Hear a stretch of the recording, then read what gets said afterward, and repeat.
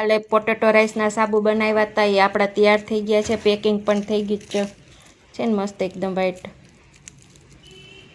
હું પહેલાં ઘરે વાપરું છું, કેવું રિઝલ્ટ આવે પછી જો સેલ કરું છું.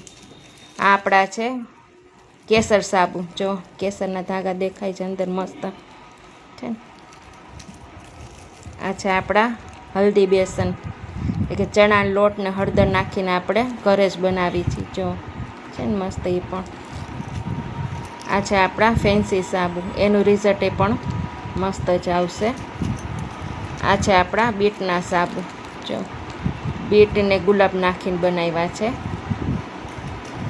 આ છે આપણા લીમડો ને એરોવેલા, જે કોઈને પણ સ્કિનમાં ખરજવું હોય, સ્કિનની તકલીફ હોય એના માટે આ સ્પેશિયલ છે લીમડો એરોવેલા.